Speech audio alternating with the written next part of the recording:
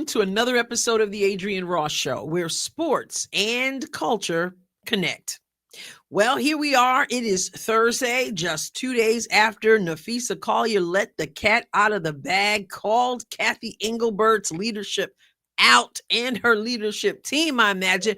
But of course, she is the proverbial head of the snake. Called her out and stuff done hit the fan. You have players talking about it, coaches talking about it, media asking questions about it, even asking Caitlin Clark in Indiana Fever's first day of exit interviews. Caitlin Clark weighed in. She said that Napheesa Collier, basically, there's a lot of validity to what Fee said. When I did my video 2 days ago after Napheesa spoke, I said that she put the commissioner's job on the hot seat, question mark, question mark. And since then, I've heard other people say the same thing, that either they think she should resign, as Stephen A said, or others who believe she's going to be fired. Rumors out there from Sports Business Journal that after the CBA stuff, she's going to be out of there. So-called rumors debunked, all of the things, because Fee let the cat out of the bag. Talking about the league, the officiating, the safety, communication.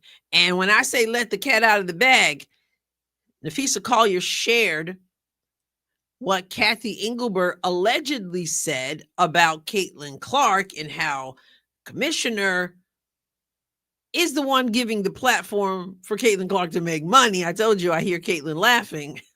So there's that. And then also about the players who should be down on their knees, being very thankful for the media rights deal, all the stuff that Fee let out of the bag. So now people are calling for change. Now I'm going to reiterate what I said the other day, and that is, it's not just the leadership. The players themselves have made their identity the physicality of the league. They wear it as a badge of honor. Wasn't like that all the time. In the early days, I came back in 2024 when Caitlin brought me back to the league, and I'm like, what is all this physicality talk? I did a whole video about that during the Olympic break last year. And I was just like, words and stuff that didn't exist back in the day. And that was one of them. So these players have talked about that. And speaking of Caitlin Clark, who did her exit interview today, when Caitlin came into the league and there was all the conversation about how she was being guarded, if you want to call it that, players, media, old guard, WNBA media, well, what do they think that they're supposed to do? Just let her score? And we were like, anybody asking anybody to let them score? Caitlin doesn't need anybody to let her score. What we don't want to see is Caitlin being ridden like a horse all the way up the court, grabbed, poked, all of it. And you heard from players and you heard from other people, well, it's not personal. It's that's how the game is. Like, it's a physical game. Can you handle the physicality? That's who we are. Right? Isn't that what you heard? Because that's what I heard. And what did we see between Caitlin's first full season and even the little bit that she played this season, 13 games? I mean, let's just talk about some of the physicality acts we saw. She had an encounter with, what's her name? Is it Victoria Vivians or whatever? I don't even remember her name. Some folks' name we didn't even know until Caitlin came into the league, and Caitlin came to the league and we still can't remember their names, but it was like Victoria Vivians or something like that. So there was that situation. There was the Kennedy Carter situation. There was something with, was it Ezzie Magmagor of the Seattle Storm? Oh my goodness. There was Dejanay Carrington. Then we got JC Sheldon. We got Tina Charles. We've got Marina Mabry. We could go on, I'm sure. But those are the most obvious situations pertaining to Caitlin Clark. Well, Adrienne, why are you bringing this up right now? I'm bringing this up because I got to lay this out there. Napheesa Collier opened up this conversation. Many of us already been talking about it, but she's a voice. She used her platform and her time at the exit interview to read that statement, and she opened this thing up. The commissioner released her response, which was extremely weak, didn't really deny what Fee told us about the, I'm going to say, alleged comments. She didn't really deny them. She just said that their conversations were, her conversation with Napheesa, or conversations, mischaracterized is the term she used. Like I said, weak response. I said it the other day, so say I again, extremely weak. But it's out there, and people are calling for her job. Are we going to make, like I'm in the mix, are they going to make the league better? Are they going to make leadership, the league, whoever it is, Kathy Engelbert, or if she's gone, whoever else comes in, will this league begin to resemble the kind of basketball that people want to see? Because people are telling us, players are telling us, coaches of winning teams and losing teams are telling us that, number one, the officiating is bad. It's bad even when somebody's safety isn't at risk. It's bad in terms of missed calls and in terms of fabricated calls. It's just bad. But where the physicality is concerned, it's definitely bad. And though the players are the ones committing it, there's a culture that allows it. And that is a part of leadership. And some people say, well, the players should just stop doing it. Well, it doesn't work. People are going to do what they get away with. Even Paige Becker says she had to learn in the WNBA how to defend and foul, not how to defend in college without fouling, but how to defend and foul, because it's like, if you give them an inch, they're going to take that inch, and they might take that mile. So that's a leadership issue, right? So the whole culture needs to be changed. Here's my point. That culture being changed needs to be on fast forward. How fast, Adrienne? Here's what I'm saying to this league.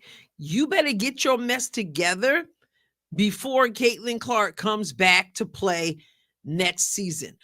These fans, myself included, came into this season hoping to see Caitlin Clark play, even knowing the physicality and what it was she would endure, 94 feet of people riding her like a horse. But we were ready to watch. After almost a whole season of not watching her play, ain't nobody want to see her step back on the court, and we're starting all over again.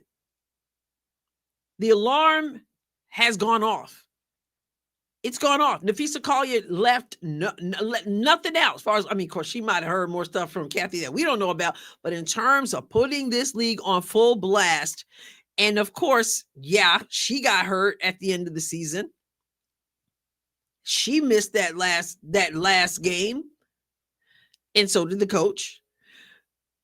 But she put it out there. So now it's front and center again in a big way.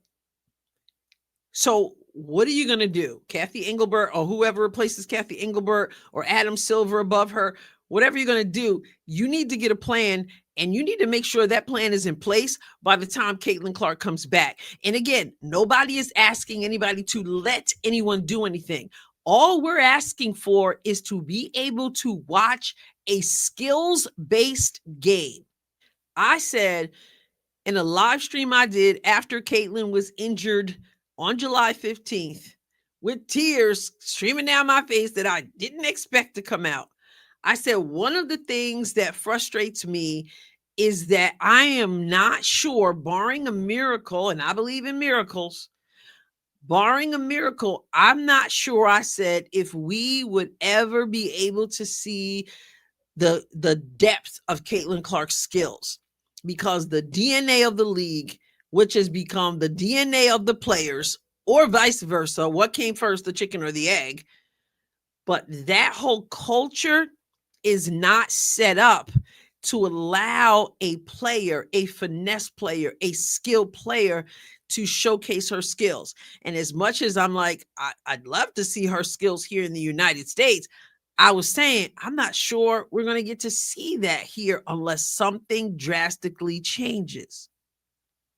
I call it a miracle. Sometimes you have to be the miracle. Like, you do something about it. And that's where the league needs to come in. Nobody's waited all this time to see Caitlin Clark play again. And then she comes back on the court and we're doing the same old stuff we were doing before. And we're seeing her knocked to the ground, poked in the eye, cheap shotted from behind. Nobody wants to see that. Nobody who's going to make up your fan base. I guess there are random people out there who just can't stand certain players and they want to see that, or they're threatened by Caitlin Clark, and we know that exists. But real people that you want to have in your fan base, and you want them to bring their children and bring their spouses and bring their friends and go to arenas and buy merch and watch on television, all that. People are telling you right now what Napheesa Collier told you. We've already been saying it. And they're telling you they don't want to watch the nonsense. I'm hearing people right now, this blows my mind. I'm hearing people right now who are saying they're glad that Indiana didn't make it to the finals. And I'm talking about Indiana Fever fans. I've heard some people say that. And their reason for that, because who feels that way? And I didn't feel that way. Like, I want to see them in the finals. Like, that's the competitor in me and that's the fan in me. Like, let's go all the way. But I totally get what some of them, what they're saying.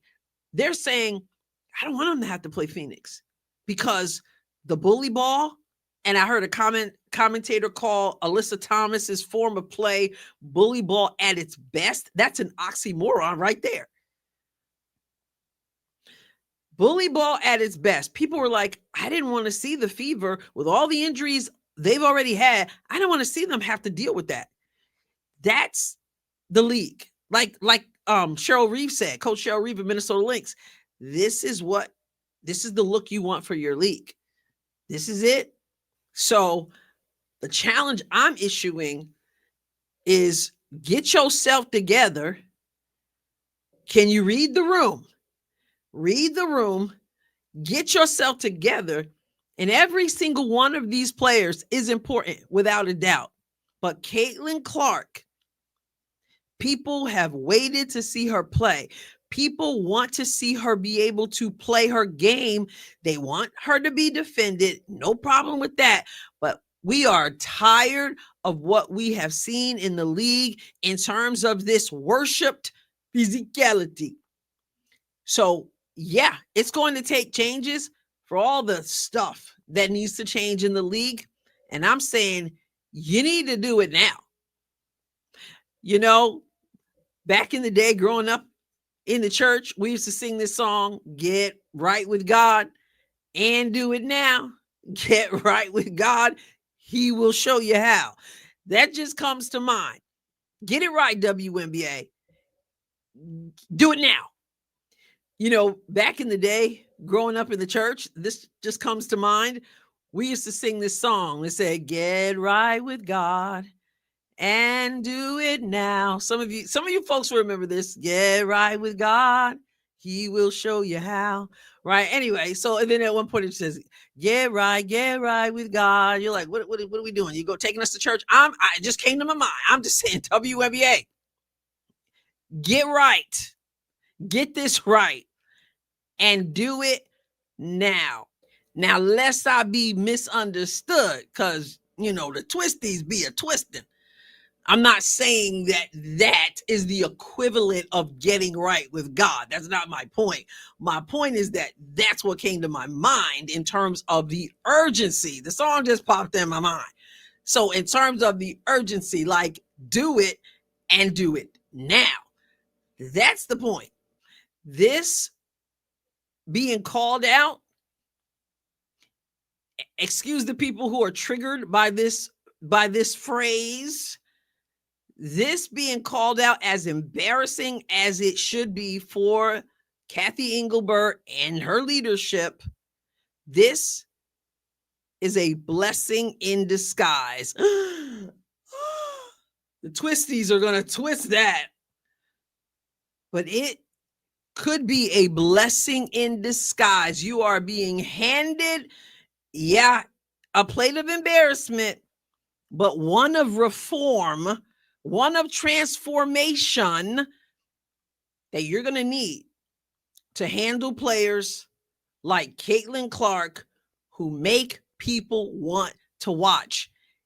Get right, get it right, and do it now before Caitlin Clark returns to the court. I'll catch you next time, God willing. God bless you abundantly.